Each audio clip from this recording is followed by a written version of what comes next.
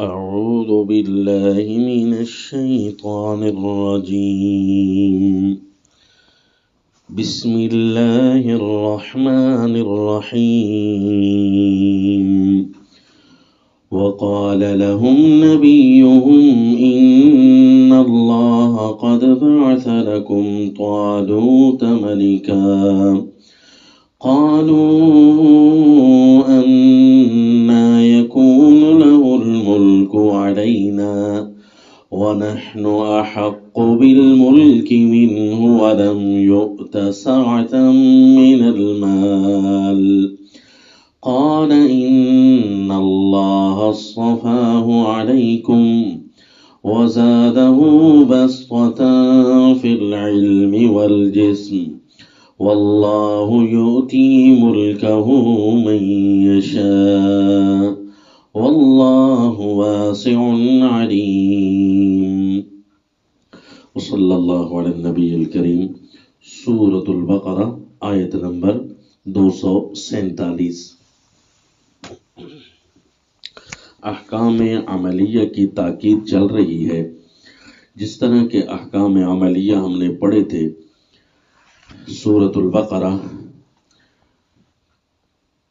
یا ایھا الذین آمنوا کلوا من طیبات ما رزقناکم، آیت نمبر 171، آیت نمبر 172. تو اس آیت کے بعد 4 آیات آئی تھیں جس میں تلبیسات ابلیس کا رد کیا گیا تھا. تو اسی طرح اس تاکید والی آیت کے بعد بھی آگے آنے والی آیتیں 4 ہوں گی، اور ہر آیت پچھلی آیت کو مد نظر رکھتے ہوئے پڑھیں آپ. جو احکام عملیہ کی آیت گزری، مزید اس میں قرآن خود بخود اس کی تفسیر کرے گا اور عجیب حیرت انگیز انداز میں تفسیر ہوگی. کتاب اللہ خود اپنی باتوں کی تشریح بھی کرتی ہے. القرآن یفسر بعضہ بعضا، قرآن خود بھی تفسیر کرتا ہے. تو دیکھیں کہ پچھلی آیت کے اندر جو آپ نے حصص پڑھے تھے وہ بھی آپ کو سمجھائے، کیونکہ وہ پچھلے حکم جو احکام عملیہ کا تھا 5 آیتوں پر مشتمل تھا، بیان حکم، اور اس کے بعد 4 آیات. تو اسی طرح یہ بھی 5 آیتوں پر مشتمل ہے، بیان تاکید، اور اس کے بعد 4 آیات. تو اسی طرح 5 جملے بھی اس آیت میں موجود تھے جو گزشتہ ہم نے پڑھی، الم تر الی الملأ من بنی اسرائیل. اب اس کے بعد دیکھیں کون سی آیت آئی تھی احکام عملیہ میں. وہ آیت آئی تھی انما حرم علیکم المیتہ والدم ولحم الخنزیر. یہ آیت آئی تھی، اور اس آیت کا سبق یاد کریں تو وہاں کیا عرض کیا تھا؟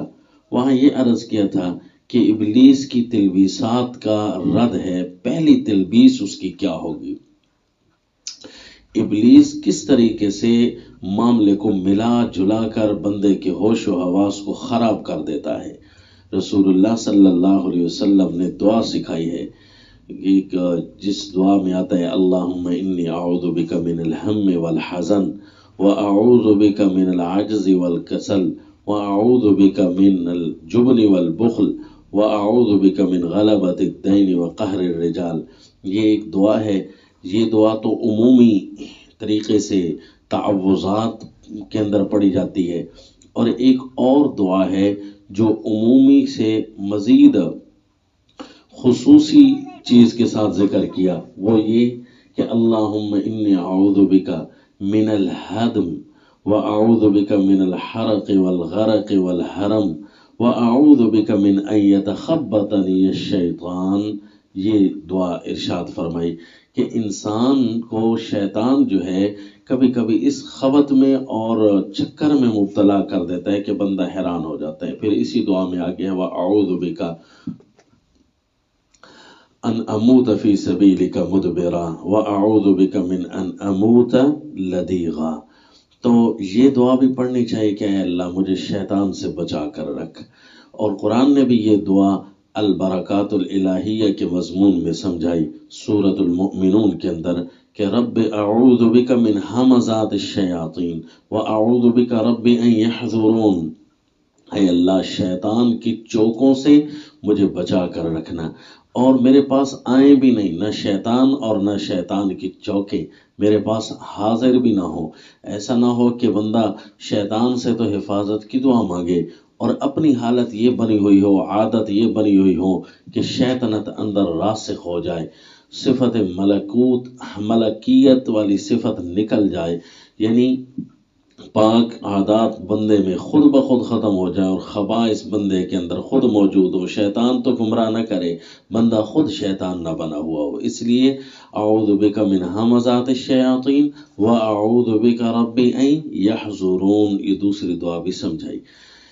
یعنی اس دعا کے اندر دو جملے بڑے بڑے عجیب ہیں۔ تو کبھی کبھی شیطان اسی طریقے سے کہ تلبیس میں مبتلا کر کے خراب کرتا ہے۔ تو پہلے تو یہ دعائیں مانگنی چاہیے، پھر معوذات رسول اللہ صلی اللہ علیہ وسلم کے جو قرآن والے ہیں، یعنی اللہ کے نبی آخری 2 صورتیں اور 7 صورت اخلاص ملا کر صبح و شام 3 دفعہ پڑھنے کا نسخہ ارشاد فرمایا، حدیث پاک میں واضح ہے۔ اور اسی طرح یہ آخری جو 2 صورتیں ہیں، خاص سونے کے وقت میں بھی اس کو پڑھ کر اپنے دونوں ہاتھوں پر دم کر کے سارے بدن پر پھیرا جائے۔ تو یہ رسول اللہ صلی اللہ علیہ وسلم حتیٰ کہ جب خود بیمار ہوتے، ہاتھ نہ پھیر سکتے، تو سیدہ ام المؤمنین امی عائشہ صدیقہ طیبہ طاہرہ رضی اللہ تعالی عنہ آپ پڑھ کر دم کرتی اور جسم مبارک پر پھیر دیتی۔ تو یہ پڑھنے کے بعد پھر بندہ کتاب اللہ کی طرف توجہ کرتا رہے کہ اللہ نے ہمیں کیسے سمجھایا ہے۔ مثلا دیکھیے انما حرم علیکم المیتہ والی جو آیت ہے، اس کی تنویر بنا کر اس آیت کو پیش کیا کہ وقال لهم نبیہم ان اللہ قد بعث لکم طالوت ملکا، کہ ان کو نبی نے فرمایا، جو ان بنی اسرائیل نے کہا تھا نا کہ ہمارے اوپر جہاد کو فرض ہوتا تاکہ ہم بڑی عزت والے لوگ بن جاتے، جہاد چھوڑا ہے تو ذلتیں رسوائیاں گھر بار سے نکال دیا گیا ہے۔ تو پھر اللہ کے نبی نے انہیں سمجھایا بھی ہے، جس طرح کہ آپ نے پچھلے سبق میں سنا۔ پھر اللہ نے ان پر جب جہاد فرض کیا تو اس وقت اللہ کے نبی نے حکم سنایا کہ ان اللہ قد بعث لکم، کہ بے شک اللہ نے تمہارے لیے مقرر فرما دیا ہے طالوت ملکن، طالوت کو بادشاہ۔ طالوت یہ صحابی تھے رضی اللہ تعالی عنہ، ان نبی کی نبوت پر ایمان تھا، تو اللہ نے ان کو چنا بادشاہ بنا کر۔ تو اب وہ کہنے لگے انا یکون لہ الملک علینا، کہ کیسے ہو سکتی ہے اس کی حکومت ہم پر۔ اب یہ سوال حقیقی ہے، اس کو استفہام حقیقی کہتے ہیں، یا استفہام للتعجب، تعجب کے لیے۔ ضروری نہیں ہوتا کہ ہر استفہام تکذیب کے لیے بھی ہو، لیکن اب یہ قرآن پاک کی ایسی آیتیں ہیں جن کے معنی میں وسعت ہوتی ہے، اس کے افراد زیادہ ہیں، تو ہم کسی ایک کو پابند نہیں کر سکتے۔ اگر تو یہ اچھے لوگ تھے تو انہوں نے کہا انا یکون لہ الملک علینا، تو پھر اس کا مطلب ہے استفہام حقیقی ہو رہا ہے کہ اس کی بادشاہت کیسے ہے، یعنی یہ ہمیں سمجھا دی جائے کہ بادشاہت کے لیے تو ضروری ہے کہ اس کے لیے بنی اسرائیل کے اندر اللہ نے بادشاہت رکھی ہے اور ان کے اندر اللہ نے نبوت رکھی ہے۔ اب یہ بنی اسرائیل کا وہ آدمی ہے کہ اس کے باپ داداؤں میں شاید بادشاہت نہیں، نبوت نہیں۔ سیدنا بنیامین کے اولاد میں سے یہ مشہور ہیں، ابھی تک ان کے اولاد میں کوئی نہیں آیا تھا، حالانکہ پوری بنی اسرائیل کے اندر اللہ نے بادشاہت بھی رکھی، جس طرح سیدنا موسیٰ علیہ السلام نے فرمایا اذ جعل فیکم انبیاء وجعلکم ملوکا۔ تو عین ممکن ہے سوال کی یہ وجہ ہو کہ ان کے میں ابھی نبوت اور بادشاہت نہیں چلی تھی، تو اس لیے انہوں نے حیرت سے سوال کیا۔ تو پھر یہ سوال حقیقی نہیں تو تعجب والا ہے کہ جس طرح کسی کو دیکھ کر بندہ کہہ رہا ہوتا ہے کہ ماشاءاللہ ہے تو کچھ نہیں اس کے پاس، لیکن اللہ نے اس کو دیکھو کیسے بڑا مرتبہ دے دیا ہے۔ پھر تیسری بات یہ ہے کہ اگر یہ کہنے والے وہ تھے جنہوں نے آگے جا کر جہاد چھوڑ دینا ہے، کیونکہ ظالمین یا تو جس طرح پچھلی آیت میں ہے نا کہ وہ مڑ گئے تھے، وہ پیچھے ہٹ گئے تھے کہ جہاد ہم نہیں کرتے، تو اس کے یا تو پہلا حکم سن کر ہی پیچھے مڑ گئے تھے، تو پھر اس کے بعد جو بچے تھے ان کے اندر بھی ابھی چھانٹی ہونی ہے، ان کے اندر بھی ابھی اچھے اور برے لوگ ان کے اندر بھی موجود ہونے ہیں، کیونکہ آگے جا کر مزید مشکلات کے ساتھ پھر چھانٹی لگنی شروع ہو جائے گی اور یہ کمزور لوگ پھر پیچھے کو ہٹنا شروع ہو جائیں گے۔ تو اس لیے ابھی کمزور یہاں موجود ہیں اگرچہ ظالمین ہٹ گئے، یا پھر یہ ہے کہ ابھی تک ظالمین موجود ہیں، ہٹنے کی صورت ابھی پیدا ہو رہی ہے کہ موقع پر تھوڑے تھوڑے جا کر ہٹنا شروع ہو جائیں گے، بالآخر آ کر 313 مجاہد بچ جائیں گے، جس طرح کہ رسول اللہ صلی اللہ علیہ وسلم نے فرمایا تھا غزوہ بدر کے موقع پر کہ صحابہ طالوت کی تعداد بھی 313 تھی۔ ایک اچھی فال ہے، امید ہے اللہ ہمیں بھی فتح نصیب فرمائیں گے۔ تو یہ برے لوگ یہاں دو طرح سے موجود ہیں جس طرح توجیہ عرض کی۔ تو برے لوگوں نے کہا تکذیب کے لیے کہ اللہ نے اس کو بادشاہت کیسے دے دی ہے، بادشاہت کے حقدار تو وہ ہوتے ہیں جس کے پاس مال زیادہ ہو اور جو لگے تو صحیح نہ کہ یہ بادشاہ ہے، تو نحن احق بالملک منہ، تو یہ استفہام تکذیب کا ہو جائے گا، انا یکون لہ الملک والا۔ تو تین طریقے سے آ گئے، استفہام حقیقی، استفہام تعجب، استفہام تکذیب والا، لیکن اس کے اندر افراد کے چناؤ کا خیال رکھا جائے، پوری کی پوری ترتیب یہ سمجھ کر۔ وَنَحْنُ أَحَقُّ بِالْمُلْكِ مِنْهُ، کہنے لگے کہ یہ تعجب اس لیے ہم کر رہے ہیں کہ ہم اس سے زیادہ سلطنت کے حقدار ہیں۔ کیوں بھائی؟ یا اچھے لوگ تھے تو یہی وجہ تھی کہ وہ بنی اسرائیل کے اندر جو رکھی گئی، یا پھر یہ برے لوگ تھے تو خواہ مخواہ اپنے آپ کو ہی اچھا سمجھنا اور دوسرے کو نعوذ باللہ بالکل ہلکا سمجھنا۔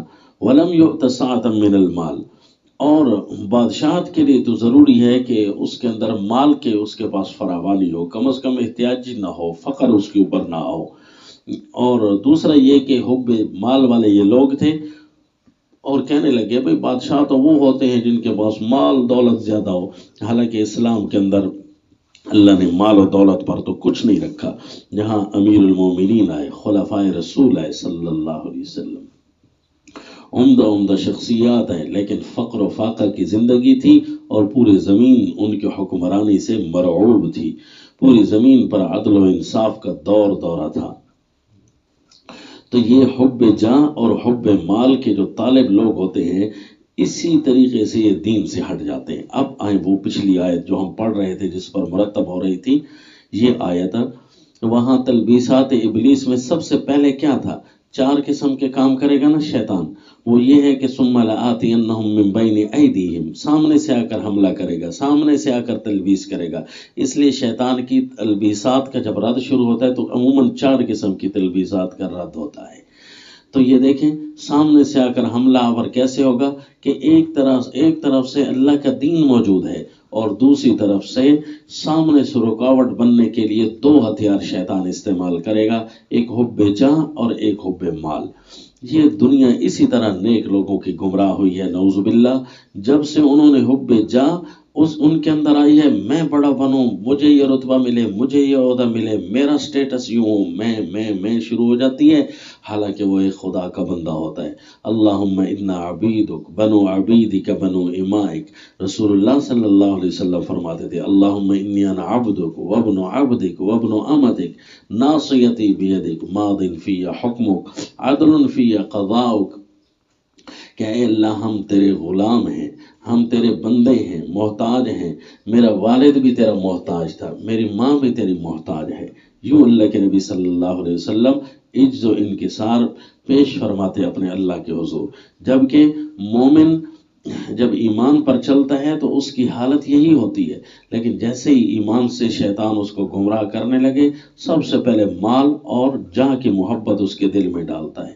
حالانکہ اسے چاہیے سوچنا تھا کہ نیک لوگ تو ہوتے ہیں الذین یظنون انہم ملاقو ربہم وانہم الیہ راجعون، ان کے دل میں تو یہ خیال ہوتا ہے کہ ہم آج ہیں کل نہیں ہوں گے، یا ابھی نہیں ہوں گے، ختم ہو جائیں گے، پھر میرا سب کچھ میں یہی رہ جائے گا، مال و دولت، سوچنا تو یہ چاہیے تھا۔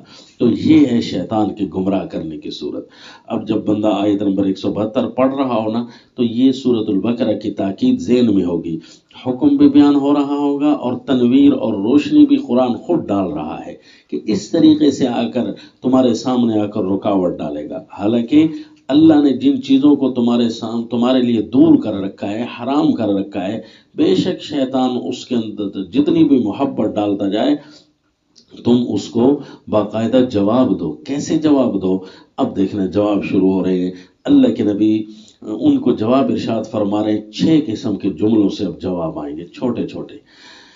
شیطان جب حب مال اور حب جاہ ڈالتا ہے، یا جنہوں نے اعتراض کیا تھا طالوت کی بادشاہی پر، تو اب ان کو جواب ملنا شروع ہو رہا ہے۔ اب جواب سننے سے پہلے یہ بھی نوٹ کر لیں کہ طالوت کا لفظ جو ہے، یہ جو عربی جاننے والے ہیں ان کے لیے بتا رہا ہوں کہ طالوت کا جو لفظ ہے یہ عالم عجمی، یہ عجمی علم ہے۔ تو پتہ ہے آپ کو کہ جب عجمہ اور عالم جمع ہو جائے تو غیر منصرف ہوتا ہے، تو پھر کوئی بات ہی نہ رہی، ساری اشکال یا بات واضح ہو گئی کہ عبری داود کی طرح جو ہے یہ کلمہ عبری ہے، اور طالوت بھی اسی طرح ہے۔ اور جس نے کہا کہ یہ طویل سے ہے، اصل میں یہ عربی تھا، اور عربی طول سے ہے، طول سے، طویل سے نہیں، طول سے۔ تو طول سے جب ہو تو یوں پڑھنا ہے، تو اصل میں یہ تھا طاولوت، تو پھر جس طرح قالہ ہو گیا نا، اسی طرح طالوت یہ بھی ہو گیا، اور رہبوت اور رحموت جس طرح ہوتی ہیں۔ اب اس کے اندر پھر سوال یہ پیدا ہوگا کہ یہ منع صرف کیوں ہے؟ تو پھر اس کو بتایا کہ یہ علمیت تو ہے اور شبہ العجمہ ہے، اگرچہ اس میں عجمہ نہیں ہوگا۔ وجہ شبہ العجمہ ہونے کی کہ مفسر آلوسی رحمہ اللہ فرماتے ہیں، روح المعانی والے، کہ اس کی وجہ یہ ہے شبہ العجمہ کی یہ ابنیت العرب میں سے نہیں ہے، یعنی عربیت کے اندر یہ ابنیہ اور یہ بنائیں نہیں پائی جاتی، صرف یہی لفظ پایا گیا ہے طالوت۔ چونکہ صرف یہ اکیلا ایک ہی ہے، تو جس عرب کی باقی بناؤں کے ساتھ یہ نہیں چلتا، تو یوں سمجھیے جس طرح کہ عجمی لفظ ایک ہی ہوتا ہے جو عربی میں اکیلا آ کر دخیل ہوتا ہے، خود وہ عربی میں نہیں ہوتا، یہ شبہ العجمہ ہو گیا۔ اور مفسر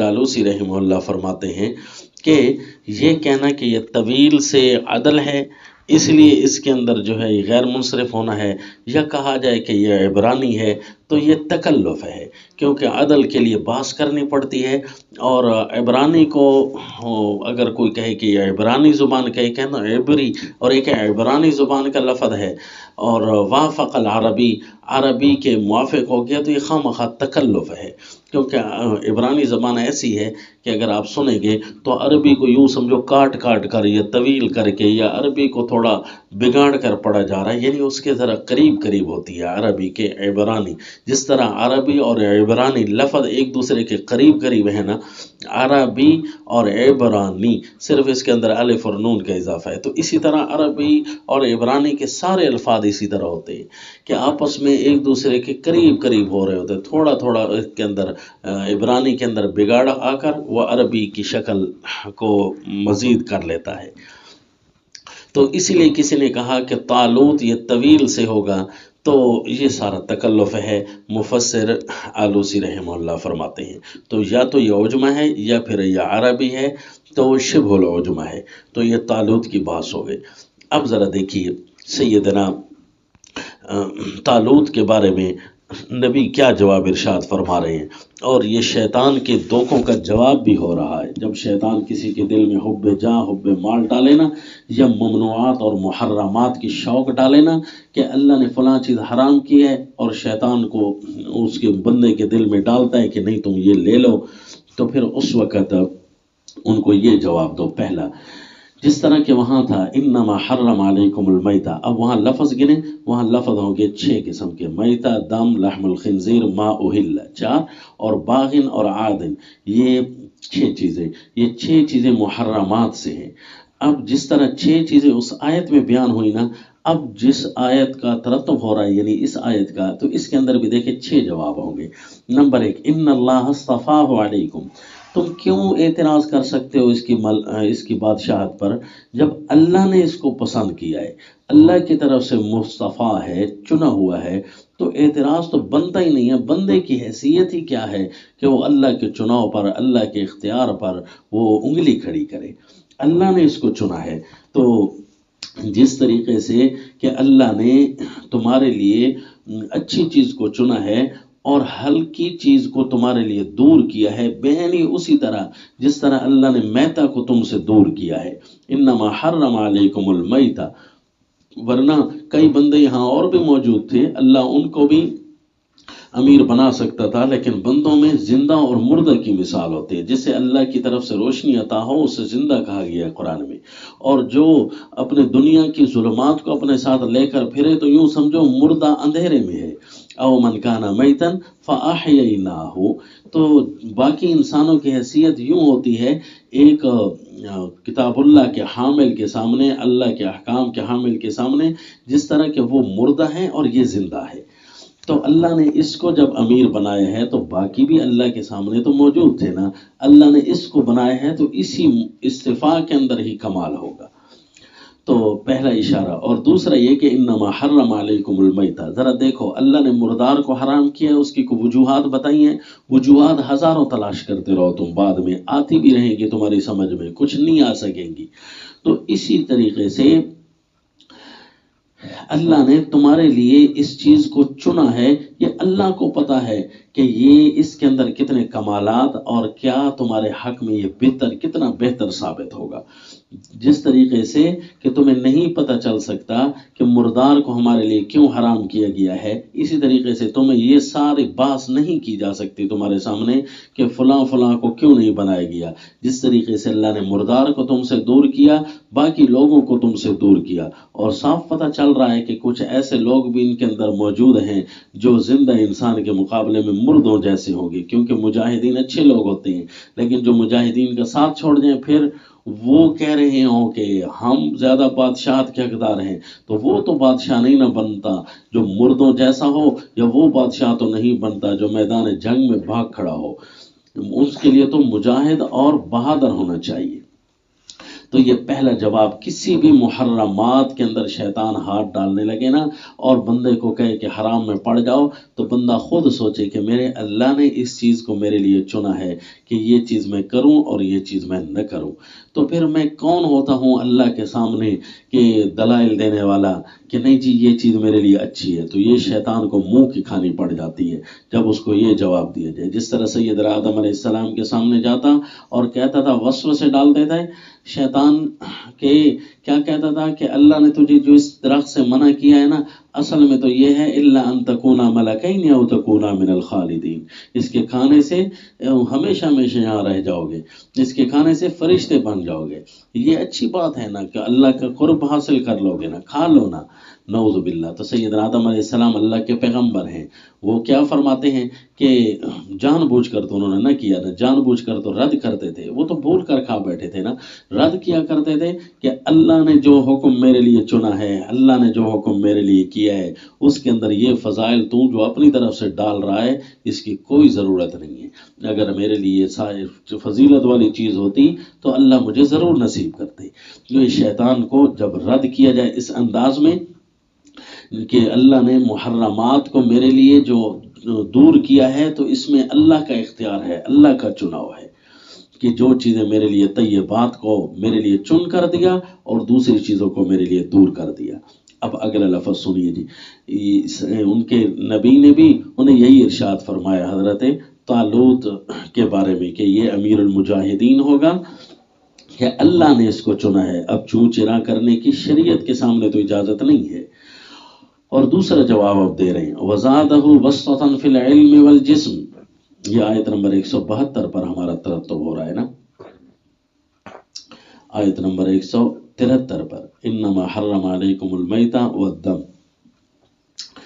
اب دیکھیں جی، وزادہ بسطا فی العلم والجسم، اب نبی نے دوسرا جواب ارشاد فرمایا، علم اور تیسرا جواب جسم، کہ اللہ نے اس کو فراخی دی ہے علم میں اور جسم میں، اللہ نے اس کو علم میں فراخی دی ہے۔ اب پہلے تو اس کے لفظ کا ترتب دیکھیں، دم پر ہو رہا ہے۔ اگر کوئی بے علم اور جاہل قسم کا فنون حرب سے غافل آدمی، اس کو جب امیر المومنین بناؤ گے، مجاہدین کا امیر بناؤ گے، تو کیا ہوگا؟ خون ہی خون ہوگا، کچھ تو خون میں مبتلا کر دے گا، بد امنی ہوگی، اس کے اندر کوئی مہارتیں نہیں ہوگی۔ حالانکہ جنگ کے اندر تو ایسا ماہر چاہیے جو اپنوں کے کو کچھ تو خون سے بچا کر فتح یاب کرا دے، ایسا بندہ امیر المجاہدین ہونا چاہیے نا۔ ایسا تو نہ ہو کہ اس کو فنون حرب ذرا بھی نہ آتا ہو اور لوگوں کی قیادت کرتا پھرے، خود بھی بھاگے گا اور مجاہدین کی بھی نعوذ باللہ کچھ تو خون کی وجہ اور باعث بن جائے گا۔ تو یہ دم کے لفظ پر زادہ بسطا فی العلم یہ مرتب ہوا۔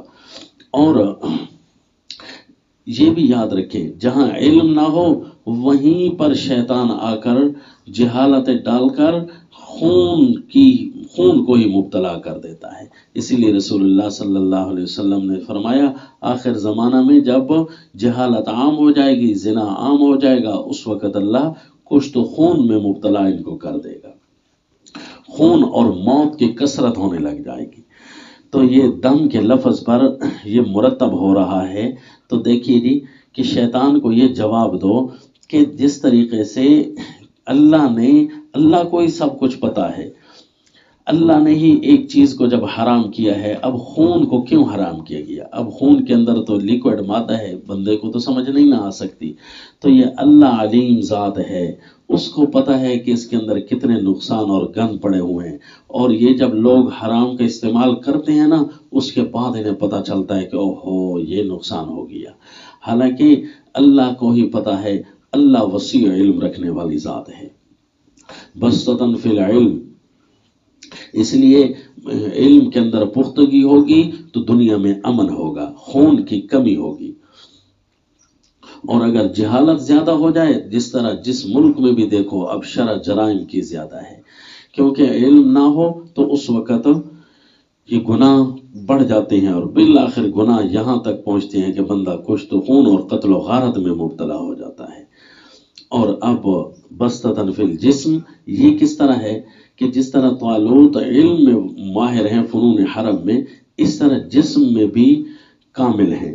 اب جسم کی زیادتی یا بڑا ہونا یا اونچا کرنا مراد ہے، یا پھر ڈیل ڈول باقاعدہ صحیح ہو جس کے اندر طاقت مراد ہے، اور طاقت کے ساتھ ساتھ ان کے کمال عقل پر دال ہے کہ یعنی اس کی صحت کامل ہے۔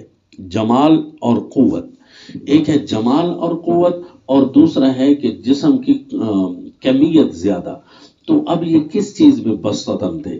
جسم کے اندر جمال میں خوبصورتی بھی تھی اور قوت بھی زیادہ تھی۔ تو یہ ذرا معنی زیادہ راجح ہے، کیونکہ رسول اللہ صلی اللہ علیہ وسلم کو جو خوبصورتیاں عطا کی گئی ہیں اس کے اندر مربوع القامہ تھے، طویل زیادہ نہیں تھے، نہ کثیر زیادہ تھے۔ تو اس لیے بسطاً فی الجسم کی اگر یہ مقام مدح ہے تو مدح کے مقام پر بسطہ سے مراد قوت اور جمال ہوتا ہے۔ اور اگر بالفرض یہاں پر قامت ہی مراد ہو، یعنی اس کی کمیت کہ جسم ان کا بڑا تھا، تو پھر یہ ہر ایک کے لیے نہیں، صرف انہی کے لیے خوبصورت اس لیے تھا کہ ہو سکتا ہے ان کے سامنے جو قوم عمالقہ ہو، ان کے ساتھ چونکہ لڑائی تھی، تو جالوت جو سامنے قوم عمالقہ کا تھا، وہ بھی اسی طرح دیو قامت بڑے بڑے جسم رکھتے تھے اور اپنے جسم سے لوگوں کو مرعوب کرتے تھے، بڑے بڑے پہلوان بن کر۔ تو ان کے مقابلے میں جو امیر المجاہدین تھے، یہ بھی بڑے مرعوب جسم کے مالک تھے، اور دور سے دیکھ کر ہی ان سے ڈر لگتا تھا کہ ان کا تو سامنے ہی نہ کیا جائے۔ تو بسطاً فی الجسم ہو تو یہ انہی کے لیے مخصوص خوبصورتی مراد ہے۔ تو بسطاً فی العلم والجسم، اور جسم کا لفظ یہ جواب مل رہا ہے شیطان کو لحم الخنزیر سے، کہ لحم الخنزیر کو جس طرح اللہ نے حرام کیا ہے، شیطان اگر اس کا استعمال کروائے گا، سامنے سے آ کر کوئی بھی حرمات کا استعمال کرواتا ہے، محرمات کا استعمال کرواتا ہے، تو اسے صاف جواب دو کہ اللہ نے جتنی بھی چیزیں ہمارے جسم کے لیے حرام کی ہیں وہ ہمارے جسم کو نقصان دیتی ہیں، تبھی تو حرام کی ہیں، ورنہ ہمارے جسم کو فائدہ ہوتا تو اللہ کیوں حرام کرتا؟ اللہ نے تو مومنوں کے لیے ہی زینت اور خوشی اور طیبات بنائے ہیں، جس طرح قرآن میں من حرم زینت اللہ التی اخرج لعبادہ والطیبات من الرزق قل ہی للذین آمنوا فی الحیات الدنیا خالصۃ یوم القیامہ، قیامت کے دن تو خالصتاً ہوں گی ہی نعمتیں طیبات مومنوں کے لیے اور زینت مومنوں کے لیے، دنیا میں بھی اللہ نے طیبات اور زینت مومنوں کے لیے بنائی ہے۔ تو جتنے بھی محرمات اللہ نے کیے ہیں، فلاں چیز حرام ہے، فلاں چیز، وہ ہمارے جسم کے نقصان کے لیے ہے۔ تو شیطان جب بھی کسی گناہ میں کھانے پینے کے جسم کے استعمال میں گناہ میں دعوت دے تو فوراً یہ رد کرو کہ دیکھو جس میں ہمارے جسم کی کمزوری ہے، بسطاً فی الجسم نہیں ہو سکے گا بندہ اگر اللہ کے محرمات کو استعمال کیا، جس طرح شرابی ہوتا ہے، جس طرح جواری ہوتا ہے، جس طرح حرام خور ہوتا ہے، تو وہ اپنے جسم کے اعتبار سے بھی ذلیل اور رسوا ہو رہا ہوتا ہے۔ تو یہ شیطان کا رد کریں اور جواب دیں تو شیطان تمہیں گناہوں میں اور محرمات میں استعمال نہیں کر سکے گا۔ اب یہ کیسی تفسیر سمجھ آ رہی ہے ہمیں؟ یہ ترتب کی وجہ سے سمجھ آ رہی ہے، یعنی یہ والی آیت مرتب ہو رہی ہے آیت نمبر 173 پر، وہاں بھی 6 چیزیں تھیں تو یہاں بھی اسی طرح 6 چیزیں آ رہی ہیں۔ 3 چیزوں کا جواب ہو گیا نا، انما حرم علیکم المیتۃ والدم ولحم الخنزیر، جس طرح خنزیر کا گوشت کھانے سے انسان کو کافی نقصان ہوتا ہے، اسی طرح ہر محرمات کے استعمال سے انسان کو نقصان ہوتا ہے۔ جس طریقے سے کہ یہاں امیر المجاہدین اللہ نے چنا ان کے لیے بسطاً فی الجسم، حالانکہ دوسرے بھی تو موجود تھے، تو اس وقت ان کے لیے یہی فائدہ مند تھا۔ اور اگلا جملہ دیکھیے جی، چوتھا، واللہ یؤتی ملکہ من یشاء، ان کو جواب دیا جائے کہ اللہ نے ان کو جو امیر المجاہدین بنایا ہے، اس کی وجہ یہ ہے کہ اللہ کا اپنا ملک ہے، اپنے ملک میں اللہ خود تصرف کر سکتے ہیں۔ یہ تو نہیں ہو سکتا کہ ملک اللہ کا ہو اور تصرف تمہارا ہو، یوں تو نہیں نا۔ تو یہ بھی جواب ہے کہ جو جس کی چیز ہے اسی کو تصرف کا اختیار ہے۔ اللہ کے سارے بندے ہیں تو اللہ کسی کو نبی بنائے، اللہ کسی کو امیر بنائے، اللہ کسی کو کوئی بھی رتبہ کوئی بھی عہدہ دے، تو یہ اللہ کی اپنی چیزیں ہیں نا۔ تو اس لیے تو میرا سوال نہیں بنتا، واللہ یؤتی ملکہ من یشاء۔ اور اب اس لفظ کا ترتب کس پر ہو رہا ہے؟ وما اہل بہ لغیر اللہ، غیر اللہ کے نام زد کوئی چیز ہو جائے نا وہ حرام ہوتی ہے۔ تو اسی طریقے سے وہ چیزیں بھی حرام ہیں جو اللہ کے امر سے نہیں آئیں، اور بندہ اس کو اپنی طریقے سے مقرر کر دے تو وہ چیز ناجائز ہوتی ہے، وہ نہ شریعت کا حصہ بن سکتی ہے، نہ کوئی قابل قبول چیز ہو سکتی ہے، کیونکہ اللہ ہی تصرف کر سکتا ہے اپنے ملکوت کے اندر، اپنے ملک کے اندر۔ اور جتنی بھی چیزوں کا نام لونا کہ فلاں چیز فلاں فلاں کے لیے ہے، وہ سب کچھ ہے تو اللہ کی مملوک، اللہ کی مخلوق۔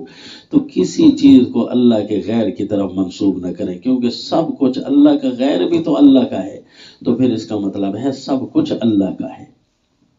واللہ یؤتی ملکہ من یشاء، تو بادشاہت ساری کی ساری اللہ کی ہے اور اللہ اپنے ملک میں تصرف کرتا ہے۔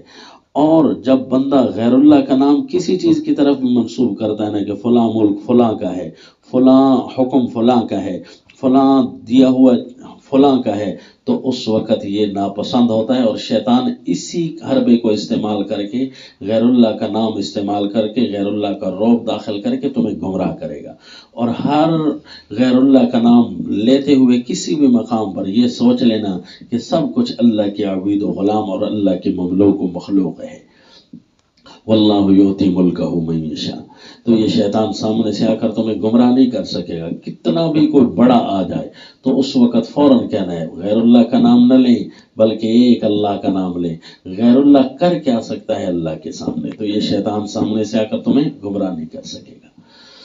اور اب دیکھو واللہ واسع علیم، یہ آخری دو جواب ہیں جو پیغمبر خدا نے ان کو دیے کہ اللہ نے طالوت کو اس لیے چنا کہ اللہ سب سے بڑا فضل کرنے والی ذات ہے، وسیع ہے، فضل کرنے والا۔ اللہ وسیع ہے تو وسیع کی وسعت کی رحمتوں کا تقاضا یہ ہے کہ اللہ اپنے فضل کو جہاں بھی ڈال دے۔ یہ کوئی بندوں کی تقسیم تو نہیں ہے، الٹی تقسیم کہ صاحب فضل کو ہی فضل ملے، مال والے کو ہی مال ملے۔ اللہ کبھی کبھی غریبوں کو بھی چن لیتا ہے جو بظاہر دنیا والوں کے سامنے فضل کے قابل نہیں ہوتے، لیکن اللہ کی وسعتوں میں وہ قابل فضل ہوتے ہیں تو اللہ انہیں نصیب فرما دیتے ہیں۔ اللہ کی وسعتوں کو کیوں تم چھوٹا کرتے ہو کہ فلاں امیر المجاہدین بن سکتا ہے اور فلاں نہیں بن سکتا؟ تو اللہ کی وسعتوں کو تم تنگ نہ کرو، بلکہ اللہ کی وسعتیں اسی طرح وسیع ہیں جس طرح اللہ خود چاہتے ہیں اسی طرح کرتے ہیں۔ اب اس لفظ کا ترتب کریں تو ایک اور بات بھی سمجھ آتی ہے، فمن اضطر غیر باغ کے اندر، کہ بغاوت نہ کرنا کبھی بھی۔ اللہ کی حکومت کے اندر جو بغاوت کرتا ہے تو اللہ کے وسعتوں کو کم از کم روک نہیں سکتا، یہ اپنا نقصان کر رہا ہوتا ہے۔ جتنے بھی خدا کے باغی ہیں ان کی بغاوت سے کیا ہوا؟ اللہ کی حکومت کو کوئی نقصان ہوا؟ اللہ کی حکومت میں کبھی کوئی کمی آئی؟ جس طرح کہ آپ پچھلے سبق میں پڑھ چکے ہیں کہ للہ ما فی السماوات کے اندر وہ جو آیت کی تفصیل آپ کو سمجھائی، بلکہ سورۃ النساء کے الفاظ ہیں کہ اللہ تعالیٰ کی وسعتیں ان کو ساری دنیا بھی نافرمان بن جائے، اللہ کی حکومت کا کچھ بھی نہیں بگاڑ سکتے۔ للہ ما فی السماوات و ما فی الارض۔ اس لیے بغاوت کے لفظ پر اللہ کی حکومت کی وسعت یہاں پر مرتب کر کے اللہ سمجھانا چاہتے ہیں کہ دیکھو شیطان کے بہکاوے میں آ کر تم باغی بن بھی گئے نا، کم از کم اللہ کی وسعتوں کو چیلنج نہیں کر سکو گے۔ اور اب دیکھیں نبی نے ان کو جو چھٹا جواب دیا وہ یہ تھا، واللہ واسع علیم، اللہ ہی جاننے والے ہیں۔ بس یہ سوچو کہ اللہ نے اس کو امیر المجاہدین بنایا ہے، علیم ذات کون ہے؟ اللہ ہے نا۔ بس پھر خاموش ہو جاؤ، اللہ تم ساروں کو جانتے ہیں نا، تو اللہ اس کو بھی جانتے ہیں کہ اس کے اندر اس وقت موجودہ امیر المومنین بننے کی صلاحیت تھی نا، سب سے ہی بہتر اور اچھے تھے، تو لہذا اب اللہ کے علم کو تم چیلنج نہیں کر سکتے۔ اور اس لفظ کا جواب تو یہاں ہوا، اور ترتب جہاں ہوگا چھٹے لفظ پر ہوگا، عادل پر، کہ دیکھو زیادتی نہ کرو۔ اور جب بندہ کی دین کے معاملے میں کچھ بھی زیادتی کر رہا ہوتا ہے تو کم از کم شیطان کو کوئی بھی جواب نہ دو نا، تو یہ جواب تو دے لو کہ علیم، اللہ تو مجھے دیکھ رہا ہے، اللہ تو مجھے جان رہا ہے، میں کوئی عدوان کوئی بھی زیادتی کروں۔ بندہ بعض اوقات ایسی زیادتی کر رہا ہوتا ہے کہ ساتھ والا بھی نہیں پہچان پا رہا ہوتا، آنکھ کے اشارے سے، جملے کے کٹاؤ سے بات کوئی اور کر رہا ہوتا ہے اور تاثر کچھ اور دینا چاہ رہا ہوتا ہے۔ یہ بندے کے عدوان جتنے بھی ہیں نا، بندے کو کم از کم یہ سوچنا چاہیے کہ میری چالاکیوں کو کوئی اور نہیں لے سکے گا، تو اللہ تو جاننے والے ہیں، اللہ تو جان رہے ہیں، تو یوں کر کے تم شیطان کا رد کرو۔ اور پھر ساری باتوں کے بعد وہاں لفظ ایک آیا تھا، 6 قسم کے جو جملے اور الفاظ آئے تھے نا، آیت نمبر 173 سورۃ البقرہ، وہاں آخری جملہ یہ تھا، ان اللہ غفور الرحیم۔